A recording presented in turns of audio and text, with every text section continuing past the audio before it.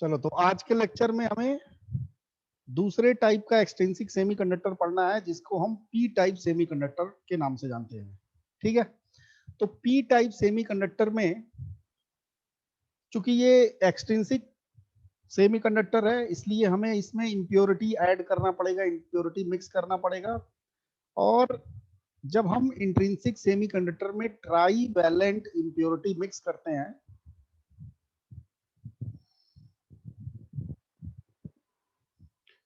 जिसे हम acceptor impurity के नाम से जानते हैं, तो जो हमारा सेमीकंडक्टर फॉर्म होता है वो पी टाइप का एक्सट्रिंसिक सेमीकंडक्टर फॉर्म होता है। ठीक है, तो जरा इसको समझते हैं कि ट्राई वैलेंट मिलाने से कैसे पी टाइप सेमीकंडक्टर फॉर्म होता है। तो हमें मिलाना है +4 वाले में +4 वैलेंसी वाले, जिसको हम सिलिकॉन या जर्मेनियम कहते हैं, उस मटेरियल के अंदर हमें ट्राई वैलेंट मिक्स करना है। तो ट्राई वैलेंट जब हम मिक्स करेंगे,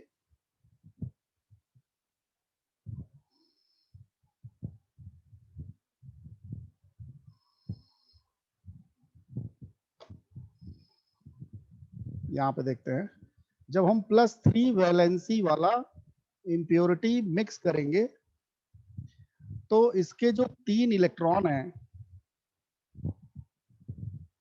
वैलेंस सेल में, वो तो नाइबर एटम के साथ बॉन्ड बना लेंगे, लेकिन इसका जो 4th वाला इलेक्ट्रॉन है वो एब्सेंट है, इसलिए ये वाला जो बॉन्ड है वो इनकम्प्लीट होगा, इनकम्प्लीट बॉन्ड।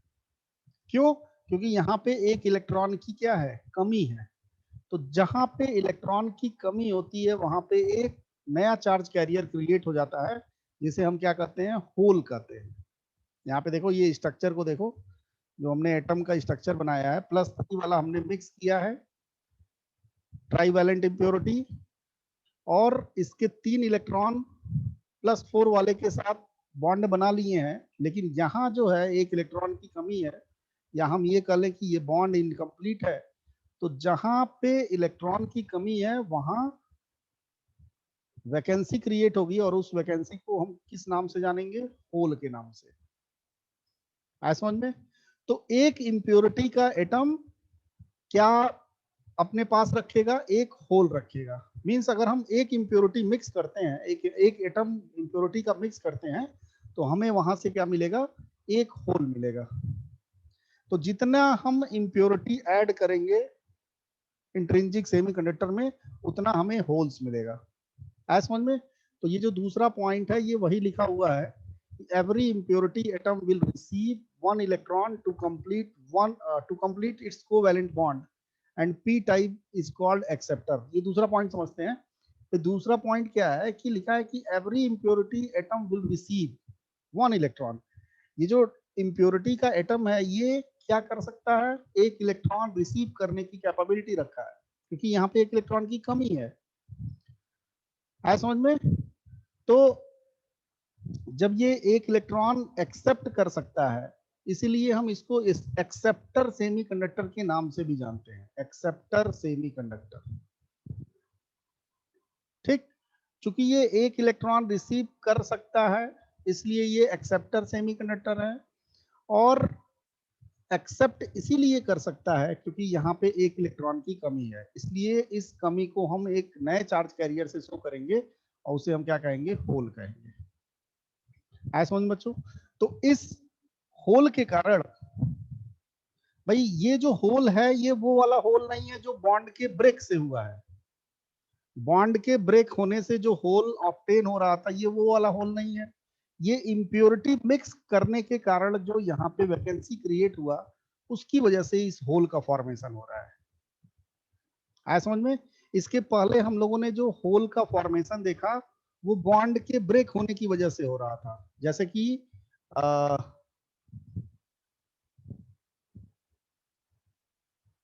हाँ, जैसे कि ये वाला यहाँ पे देखो, जब हमने एन टाइप सेमीकंडक्टर का टेम्परेचर इंक्रीज किया था, तो यहाँ से देखो बॉन्ड ब्रेक हुआ था, ये वाला बॉन्ड क्या हुआ है, ब्रेक हुआ है। तो जब ये बॉन्ड ब्रेक हुआ है, तो यहाँ का इलेक्ट्रॉन इसके न्यूक्लियस से फ्री हो गया है, इसको, इसके न्यूक्लियस को छोड़ के कहीं और चला गया। तो यहाँ पे एक वैकेंसी क्रिएट हो गई, जिसको हम क्या कहते हैं, होल कहते हैं। ठीक, तो ये जो होल क्रिएट हुआ ये बॉन्ड के ब्रेक होने की वजह से हुआ, बट यहाँ जो होल क्रिएट हो रहा है वो इम्प्योरिटी एटम के ऐड करने से हो रहा है, इम्प्योरिटी एटम को मिक्स करने से हो रहा है। बात समझ में आई? तो जब बॉन्ड ब्रेक हो रहा था तो एक होल के साथ एक इलेक्ट्रॉन भी मिल रहा था। तो अगर हम बात करें नंबर ऑफ होल्स की, तो नंबर ऑफ होल्स इक्वल होंगे नंबर ऑफ इलेक्ट्रॉन्स के, अगर वो होल्स बॉन्ड ब्रेक होने से मिल रहा है। बट यहाँ पे ऐसा कुछ नहीं है, यहाँ जो होल मिला है वो इम्प्योरिटी को ऐड करने के बाद मिल रहा है। इसलिए बच्चों इस तरह के सेमीकंडक्टर में होल की संख्या नंबर ऑफ इलेक्ट्रॉन की संख्या से क्या होगी, ज्यादा होगी। यहाँ जो होल का कंसंट्रेशन है वो ज्यादा होगा इलेक्ट्रॉन के कंसंट्रेशन से, क्योंकि जब आप इम्प्योरिटी मिक्स करोगे तो एक एक्स्ट्रा होल मिलेगा एक एटम से।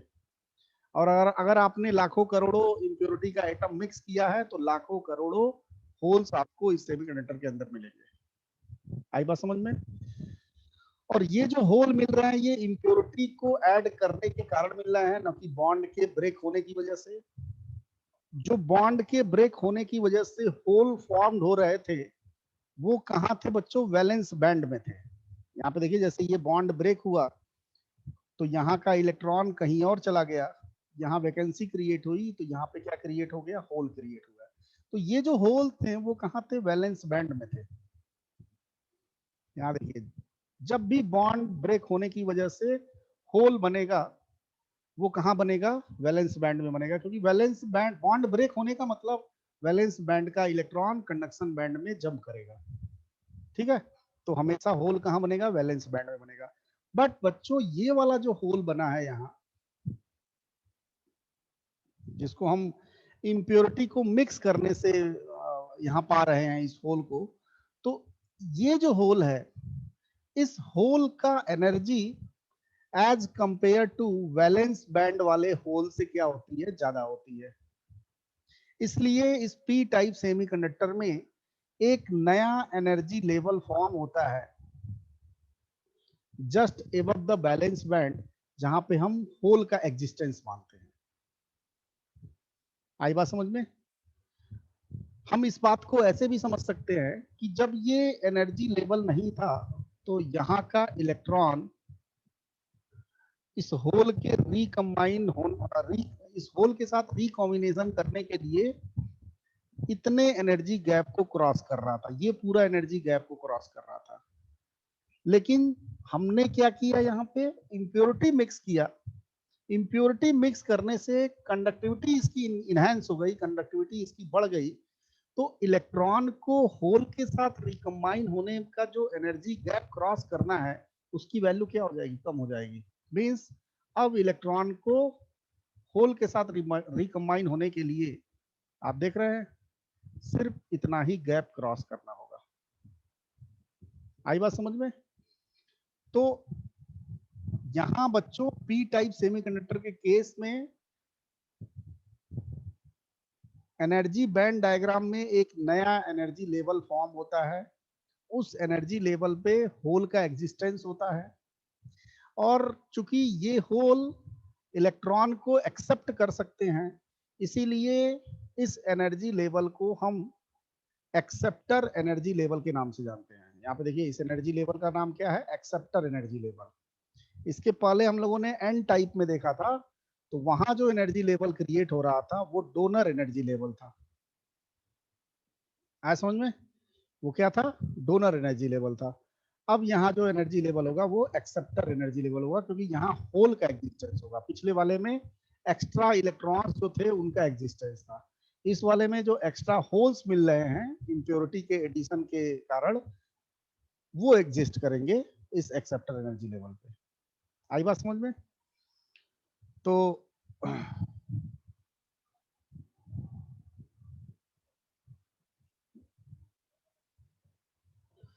यहां आप देखिए इस पी टाइप सेमीकंडक्टर के लिए इतना तो हमें पता चल गया कि नंबर ऑफ होल्स क्या होंगे, ज्यादा होंगे, और नंबर ऑफ इलेक्ट्रॉन्स क्या होंगे, कम होंगे। यानी कि अगर हम पूछे मेजोरिटी कैरियर्स कौन होगा, मेजोरिटी चार्ज कैरियर्स कौन होगा, तो आपका जवाब होगा सर पी टाइप में होल्स जो है वो मेजोरिटी चार्ज कैरियर्स होंगे और इलेक्ट्रॉन क्या होंगे, माइनॉरिटी चार्ज कैरियर्स होंगे। आई बात समझ में? ओके, अब ये जो हमने एटम का स्ट्रक्चर बनाया है या एनर्जी बैंड डायग्राम बनाया है, उसमें बच्चों देखो अभी भी कोई फ्री चार्ज कैरियर्स नहीं है। अगर हम बात करें फ्री इलेक्ट्रॉन्स की, तो अभी भी कोई फ्री इलेक्ट्रॉन्स नहीं है। यहाँ देखिए कंडक्शन बैंड खाली है। आया बात समझ में? तो कंडक्शन बैंड खाली होने के कारण किसी भी चार्ज कैरियर्स का मूवमेंट नहीं होगा।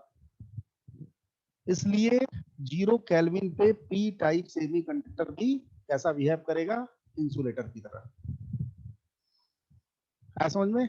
फिर जब हम टेम्परेचर इंक्रीज करेंगे तो इलेक्ट्रॉन और होल्स का मूवमेंट होगा। भाई होल्स का मूवमेंट तभी होगा जब इलेक्ट्रॉन्स का मूवमेंट होगा। मैं आपको अभी दिखाऊंगा कैसे इलेक्ट्रॉन के मूवमेंट की वजह से होल का मूवमेंट हो रहा है। ठीक है, अभी इसके बाद हम लोग होल थ्योरी पढ़ेंगे, उसमें हमको इस बात से ये क्लियर हो जाएगा कि बिना इलेक्ट्रॉन के मूवमेंट से होल का मूवमेंट नहीं हो सकता है। आया समझ में? तो यहाँ पे कोई इलेक्ट्रॉन का मूवमेंट नहीं है, इसलिए कंडक्टिविटी क्या है, 0 है। बट जब हम टेम्परेचर इंक्रीज करेंगे तो इलेक्ट्रॉनों को यहाँ से एनर्जी मिलेगी in the form of heat. कुछ बॉन्ड ब्रेक होंगे, इलेक्ट्रॉन मूव करेंगे, जिसकी वजह से होल्स भी मूव करेंगे। और जब मूवमेंट होगा चार्ज कैरियर्स का, तो हमें बदले में करंट मिलेगा, जिसे हम कहेंगे कि हमें कंडक्टिविटी मिली। ठीक है, तो जब हम टेम्परेचर इंक्रीज करेंगे बच्चों, तो उस टाइम पी टाइप सेमीकंडक्टर की कंडक्टिविटी क्या होगी, बढ़ जाएगी। आया बात समझ में? क्योंकि अभी यहाँ पे कोई फ्री चार्ज कैरियर्स नहीं है, इसलिए 0 केल्विन पे इंसुलेटर की भांति व्यवहार करेगा। और जब हम इसको रूम टेम्परेचर पे ले आएंगे तो इसकी कंडक्टिविटी इनहेंस होगी, तब ये सेमीकंडक्टर की भांति व्यवहार करेगा। आया बात समझ में? तो ये सारे पॉइंट्स को डिस्कस करते हैं वन बाय वन। ये तो मैंने बता ही दिया, 0 केल्विन पे इंसुलेटर की भांति व्यवहार करेगा। Acceptor energy level is form just above the valence band. Very very important topic, ये इंपॉर्टेंट पॉइंट है ना। Just above the valence band acceptor energy level. Condition for P type, तो अभी मैंने बोला कि पी होल्स क्या होंगे, इसमें ज्यादा होंगे, इलेक्ट्रॉन्स क्या होंगे, कम होंगे। तो पी की वैल्यू बच्चों इंट्रिंसिक कंसंट्रेशन से ज्यादा और इलेक्ट्रॉन की वैल्यू इंट्रिंसिक कंसंट्रेशन से क्या होगी, कम होगी। एन टाइप के लिए क्या कंडीशन था, एन टाइप के लिए कंडीशन था एन की वैल्यू ग्रेटर थी एनआई से और पी की वैल्यू लेस थी एनआई से। और यहाँ उल्टा केस हो जाएगा, because it is a P type semiconductor. चूंकि यहाँ मेजोरिटी कैरियर्स बच्चों होल्स है, इसलिए होल्स का करंट क्या होगा, होल्स की वजह से जो करंट कंट्रीब्यूशन है वो डोमिनेट करेगा। आया समझ में? भाई मेजोरिटी कैरियर्स की वजह से ही जो करंट ऑब्टेन होगा वही डोमिनेटिंग होगा। यहाँ पे देखिए मैंने टेम्परेचर बढ़ाया है तो कुछ बॉन्ड बॉन्ड ब्रेक हुए हैं, कुछ इलेक्ट्रॉन्स का मूवमेंट हुआ है, इलेक्ट्रॉन के मूवमेंट की वजह से होल्स का मूवमेंट होगा। ठीक है, तो यहाँ पे कंडक्टिविटी क्या हो गई, इंक्रीज हो गई। अगर हम इसके कंडक्टिविटी का एक्सप्रेशन लिखें, पी टाइप सेमीकंडक्टर कंडक्टिविटी का एक्सप्रेशन लिखें, तो यहाँ पे देखिए कंडक्टिविटी या p type semiconductor is equal to, पहले तो हमने यहाँ पे सेमीकंडक्टर की कंडक्टिविटी का फार्मूला लिखा है, एक जनरल एक्सप्रेशन लिखा है। तो इसमें क्या होगा बच्चों, इलेक्ट्रॉन की वजह से कंडक्टिविटी प्लस होल की वजह से कंडक्टिविटी। अब चूंकि यहाँ पे n जो है वो बहुत कम है, very very small as compare to p, इसलिए इस टर्म को आप क्या कर दोगे, इग्नोर कर दोगे। तो वैल्यू कितनी आ जाएगी, p q म्यू p। अब ये जो p है, p की जगह आपने एक्सेप्टर एक्सेप्टर एटम्स या जो एक्सेप्टर इंप्योरिटी है उसका आपने यहाँ पे कंसंट्रेशन लिख दिया। अभी हम लोग सीखेंगे इसको कैसे। ओके, तो आइए इसको सीखते हैं कैसे। कल मैंने बच्चों आपको लॉ ऑफ इलेक्ट्रिकल न्यूट्रलिटी बताया था, तो जरा एक बार फिर से उसको देखते हैं हम लोग। लॉ ऑफ इलेक्ट्रिकल न्यूट्रलिटी में मैंने बताया कि भाई n इज इक्वल टू, पहले क्या होता है p, इलेक्ट्रॉन होल्स इक्वल होते हैं, मींस न्यूट्रल होता है सेमीकंडक्टर, और जिस एटम को हम मिक्स कर रहे हैं वो भी क्या है, न्यूट्रल है। तो लॉ ऑफ न्यूट्रलिटी ये कहता है कि before doping and after doping hole material is neutral, ठीक है। इसलिए उस पर नेट चार्ज की वैल्यू क्या होगी, 0। भाई न्यूट्रल का मतलब net charge on semi conductor will 0। तो जब डोपिंग नहीं किया गया था तो number of electrons number of holes equal थे, ये बात एकदम समझ में आती है। जब आप डोपिंग कर दोगे तो आफ्टर डोपिंग भी उसका चार्ज क्या होगा, 0 होगा। तो हमें निगेटिव चार्ज को खत्म करना है, बैलेंस करना है, तो इसको कौन करेगा, एक्सेप्टर इम्प्योरिटी। और पॉजिटिव चार्ज को होल्स वाले को करना है तो इसको कौन करेगा, जो इलेक्ट्रॉन डोनेट करने वाला इम्प्योरिटी होगा, मींस डोनर इम्प्योरिटी। तो this is the law of electrical neutrality, ठीक। चूंकि पी टाइप के केस में डोनर इम्प्योरिटी क्या होगी, 0 होगी, क्योंकि पी टाइप में आप क्या करते हो, एक्सेप्टर इम्प्योरिटी मिक्स करते हो। ये तब आता है जब हम क्या करते हैं, एक्सेप्टर इम्प्योरिटी मिक्स करते हैं, ठीक है। तो जब आप एक्सेप्टर इम्प्योरिटी मिक्स करोगे तो एनडी की वैल्यू क्या होगी, 0 होगी। एनडी 0 हो गया, तो यहां से बच्चों पी की वैल्यू क्या आ गई, एन ए प्लस एन। और अभी थोड़ी देर पहले मैंने बताया कि एन की संख्या क्या होती है, बहुत कम होती है पी टाइप मटेरियल के अंदर, क्योंकि आप एक्सेप्टर इम्प्योरिटी जब मिक्स करोगे, जैसे कि देखो मैं आपको नोट्स में ले चलता हूँ, यहाँ देखिए पी टाइप कहाँ गया, इधर है, ये देखिए 0 केल्विन पे समझते हैं। अगर मैं बात करूं यहाँ पे इलेक्ट्रॉन्स की, तो इलेक्ट्रॉन्स कितने हैं, 0। इलेक्ट्रॉन का मतलब फ्री इलेक्ट्रॉन, अभी फ्री इलेक्ट्रॉन कितना है, 0। लेकिन होल कितना है बच्चों, 1। आप देखिए इस इम्प्योरिटी एटम को आपने ऐड किया जिसकी वजह से होल मिला, तो होल 1 है बट इलेक्ट्रॉन 0 है। यानी कि पी टाइप में number of holes number of electron से ज्यादा होंगे, ये तो ठीक है, बात समझ में आती है। लेकिन अगर मैं बोलूं कि number of acceptor impurity, number of atoms of acceptor impurity, वही नंबर ऑफ होल्स होगा। क्योंकि यहां मैंने ये पॉइंट बताया है कि हर एक इम्प्योरिटी का एटम अपने साथ एक होल रखेगा, तो नंबर ऑफ होल्स का लो या नंबर ऑफ इम्प्योरिटी एटम्स का लो, बात बराबर है। तो जब P की वैल्यू बच्चों n से ज्यादा है तो जो एक्सेप्टर इम्प्योरिटी होगी वो भी क्या होगी, n से ज्यादा होगी, क्योंकि इसी एक्सेप्टर इम्प्योरिटी की वजह से हमें P मिल रहा है, होल मिल रहा है। तो Na की वैल्यू n से ज्यादा होगी, that's why we can neglect small n in comparison to Na। तो आप इस n को इग्नोर कर दो तो P की वैल्यू किसके इक्वल आ गई, एक्सेप्टर के। तो लॉ ऑफ न्यूट्रलिटी से हमें साफ साफ पता चल गया बच्चों कि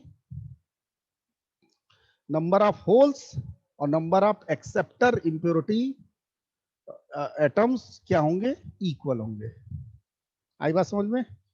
तो इसलिए जहां P है उस P की जगह आप Na पुट कर सकते हो।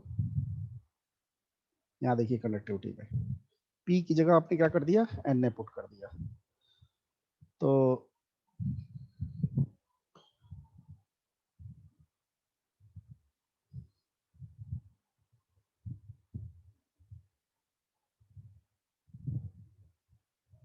आई बात समझ में। तो चलो ठीक है। ये तो समझ में आ गया कंडक्टिविटी।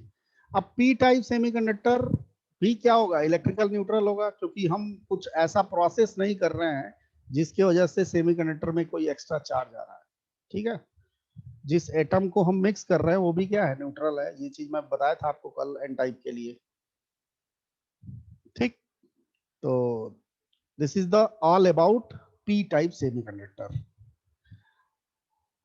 ओके, अब हम लोग पढ़ते हैं मास एक्शन लॉ। तो मास एक्शन लॉ के लिए यहाँ पे देखिए मैंने नोट्स में पहले ही लिखा है मास एक्शन लॉ।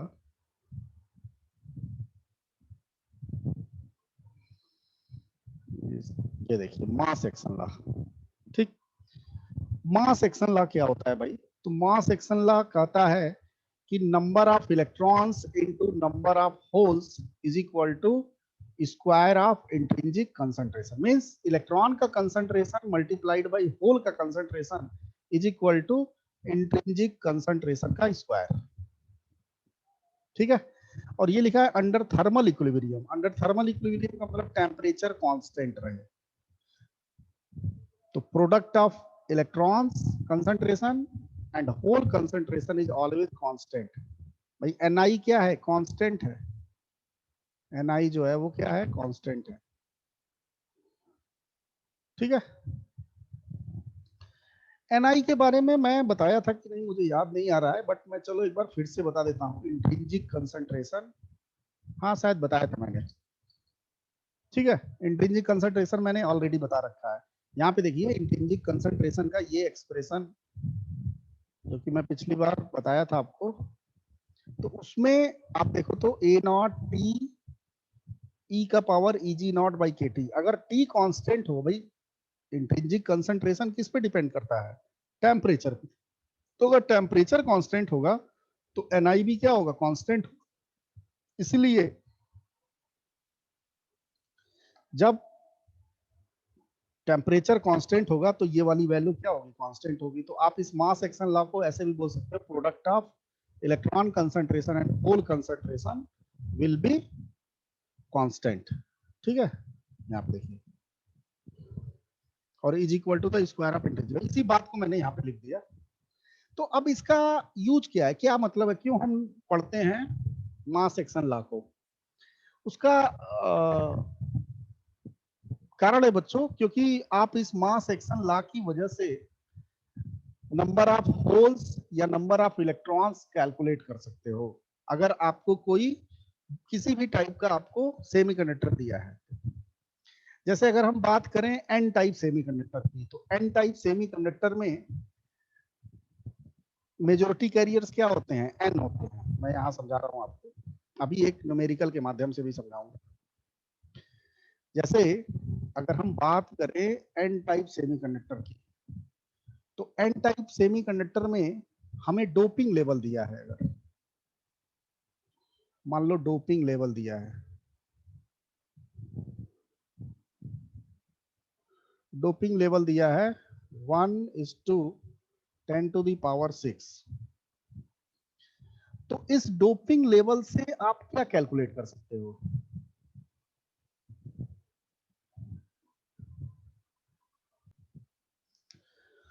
हाँ, मैंने कहा कि डोपिंग लेवल से तुम क्या पता कर लोगे, इम्प्योरिटी का कंसंट्रेशन। डोपिंग लेवल से इम्प्योरिटी का कंसंट्रेशन पता कर लोगे। और अगर इम्प्योरिटी का कंसंट्रेशन पता चल गया, चूंकि एन टाइप मटेरियल है, इसलिए जो इम्प्योरिटी का कंसंट्रेशन होगा उसको क्या होगा, एनडी, डोनर इम्प्योरिटी। और एन टाइप के लिए डोनर इम्प्योरिटी की संख्या या डोनर इम्प्योरिटी का कंसंट्रेशन नंबर ऑफ इलेक्ट्रॉन के कंसंट्रेशन होता है, जो कि मेजोरिटी कैरियर्स होता है। भाई एन टाइप में मेजोरिटी कैरियर्स क्या होता है, इलेक्ट्रॉन्स। तो अगर इन इलेक्ट्रॉन का कंसंट्रेशन या मेजोरिटी का कंसंट्रेशन निकालना है तो हम इम्प्योरिटी का कंसंट्रेशन निकाल लेंगे। और जब हमें इम्प्योरिटी का कंसंट्रेशन पता चल गया या मेजोरिटी कैरियर का कंसंट्रेशन पता चल गया और एन आई हमको पता है, अगर तो अगर क्वेश्चन में माइनॉरिटी का कंसंट्रेशन पूछे तो तुम इसकी मदद से निकाल सकते हो। तो एन टाइप के लिए माइनॉरिटी कौन बनता है, एन टाइप के लिए माइनॉरिटी कौन बनता है, पी। फॉर्मूले से n into p is equal to NI square. तुमको NI पता है, n पता है, p की वैल्यू बड़े आराम से निकाल सकते हो। कैसे? NI square divided by n से। मीन्स अगर p माइनॉरिटी है तो minority concentration is equal to intrinsic concentration का square divided by majority concentration. ठीक है, तुमको ये पता है, ये पता चल जाएगा डोपिंग लेवल से, तो माइनॉरिटी का कंसंट्रेशन निकाल सकते हो। This is the application of mass action law to determine minority और मेजॉरिटी चार्ज कैरियर्स। ठीक है, तो यहाँ जो नोट्स में लिखा हुआ है ये देखो, minority carrier concentration equal to NI square divided by majority concentration. बोल, ये समझ में आया कि नहीं? अगर पी टाइप का केस अगर हम लेके चलें, पी टाइप के केस में माइनॉरिटी क्या बनता है? इलेक्ट्रॉन बनता है। तो इलेक्ट्रॉन का concentration equal to NI square divided by hole का कंसंट्रेशन, मेजॉरिटी की होल बनता है। एन टाइप में क्या बनता है? माइनॉरिटी, माइनॉरिटी होल बनता है। तो देखो यहाँ से होल अगर निकालोगे एन टाइप के लिए तो NI square divided by concentration of electron. ठीक है, और मेजॉरिटी कैरियर कंसंट्रेशन कैसे निकालेंगे हम? डोपिंग कंसंट्रेशन से या डोपिंग लेवल से। समझ रहे हो? तो जो मैंने यहाँ बोर्ड पे समझाया है उससे तुमको ये चीज समझ में आ गया। ये जो पॉइंट लिखा हुआ वेरी वेरी इंपॉर्टेंट, अक्सर न्यूमेरिकल पूछता है, अभी मैं तुमको सॉल्व भी करवाऊंगा। तो बोलो, इतना समझ में आया? बोलो भाई। Yes sir. Yes sir.